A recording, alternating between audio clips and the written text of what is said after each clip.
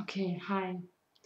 I know it's been like 500 years since I've done a video, but I've decided very spontaneously to do one now. The thing is, my problem is at the moment I don't have access to any of my Nepali dictionary or my language books or anything else. So I kind of have to rely on a little bit more, how to say, rudimentary methods. And for that very reason, I decided to kind of um, use a message I received recently from a friend. um, yeah, it's not too personal, so we can use that. So the sentence says here, I'm just going to do that one sentence and translate it for you. And yeah, so Timi kina risaeko. Oh, yeah.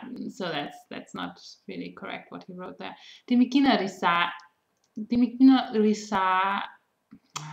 Timi kina risaeko. Maile timilai naramro manera gareko hoina.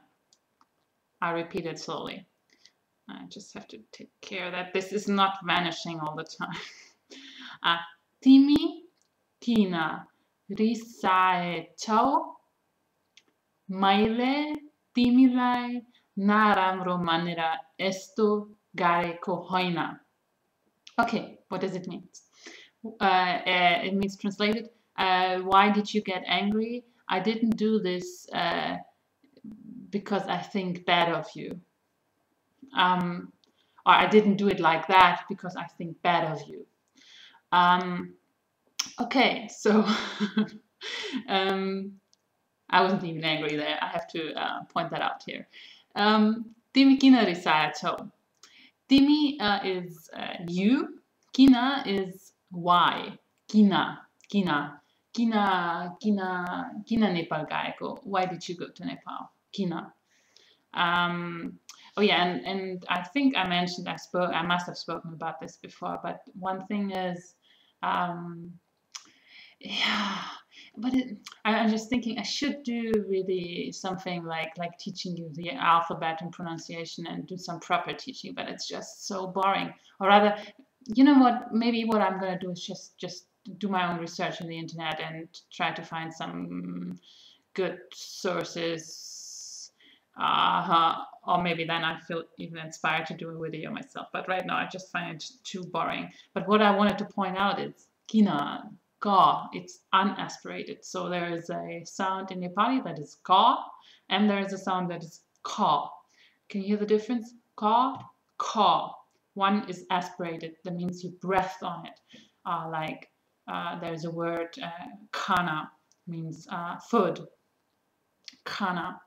And then kina is unaspirated. Why? So, and I'm saying that because it is important. If you use it incorrectly, people won't understand you. So that should be practiced. Timi kina, and then risaeko. Okay, the infinitive is risaunu, to get angry. Risaeko to risaunu. Yeah, to get angry, to be angry. And risaeko is actually grammatically correct, or you wouldn't write risaeko, you would write risaeko.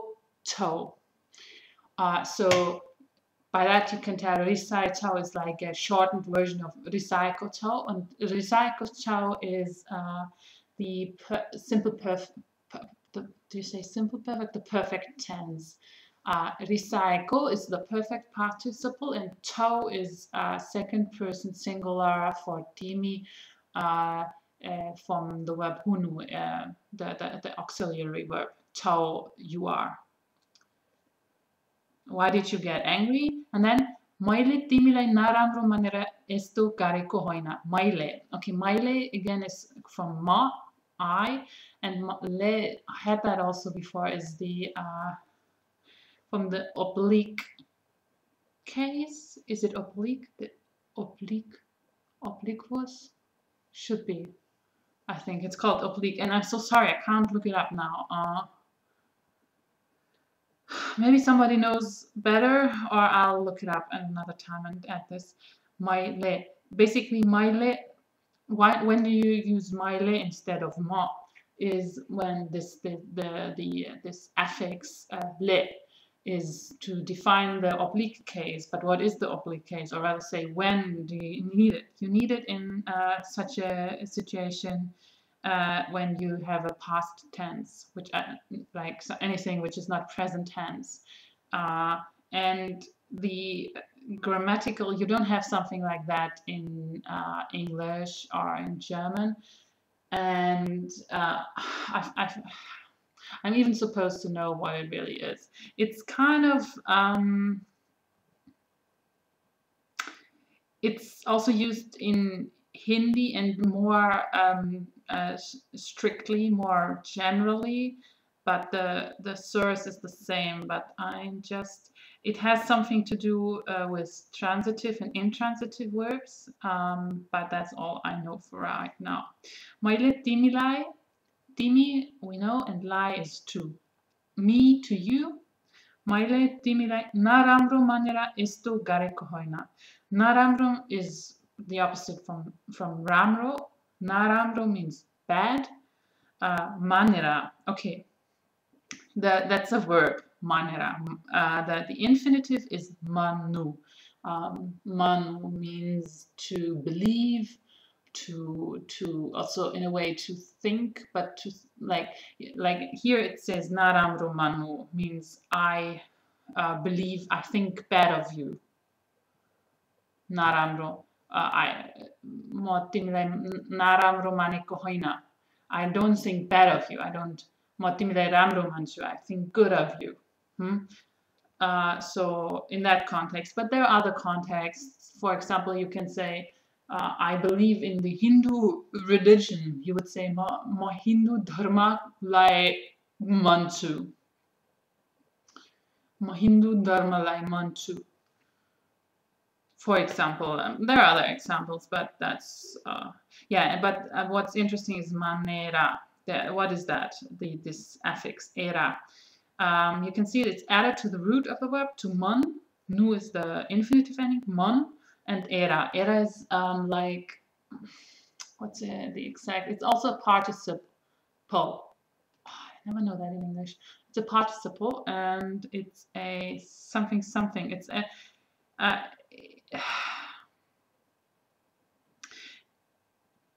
I'm confusing you because I'm not clear myself. I know that, but in that way, when you say manera, it kind of has the function as if you would say and. Like,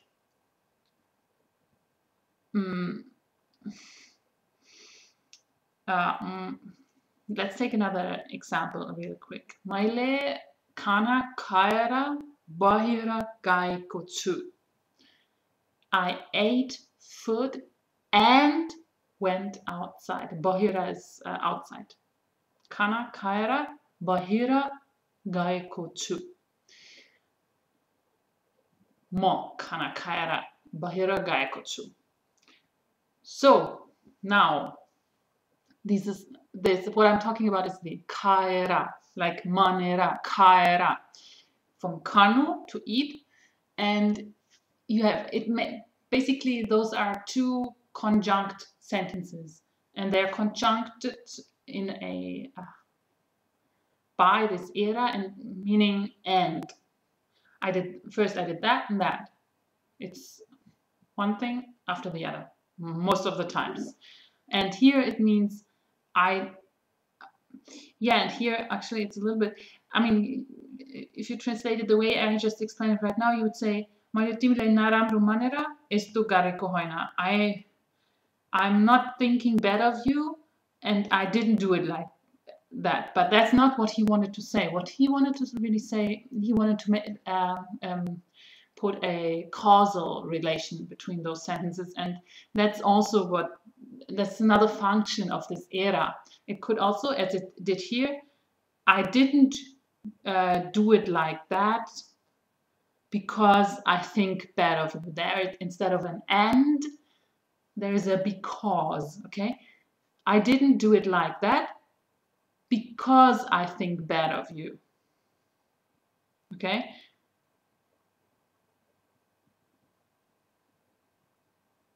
I hope that makes sense. Okay, and then the second part of the sentence, the second sub-sentence is esto gareko hoina. Maile esto gareko hoina. Esto is like this, means like this. Esto. Esto ramro ga, such a beautiful house. Or esto nagarno. Actually, also interesting, you write yasto, but you spell it, you pronounce it as eso. The T is kind of silent. Eso nagar, meaning don't do it like that. Eso nagar, to a kid. Nagar is very impolite, right? Eso nagar, quite rude. Eso nagar. Or sir, eso nagarnus. Yeah, but yeah, might be. Eso, please don't do it like that. Eso, yeah. Eso gareko hoina. There we have a perfect tense verb again. Garnu, to do. Gareko is the perfect participle in hoina. Gareko hoina. Gareko hoina. Oh, okay, that's interesting, because if it would be the usual perfect tense, you would say gareko china. Okay, but the thing is, what does he want to say? I didn't do it, or does he want to say I did it, but I didn't think bad of you? That's the if he would have said, used the common perfect tense and said maile timilai naramro manera, eso gareko china, it would imply he didn't do it, what he's apologizing for, right? But that's not what you want to say. He's not denying that he did it, or that he did it, but he's saying he did it, but he didn't think bad of me. So basically the hoina in this here in this context implies that maile timilai naramro manera eso gareko hoina. Eso gareko hoina is not a negation to the verb, but kind of negates the whole complex of the sentence. It's not true that I thought better, that I did it because I thought better of you. That's basically what he's saying. Okay. So eso gareko ho hoina. Eso gareko chu hoina. So yeah.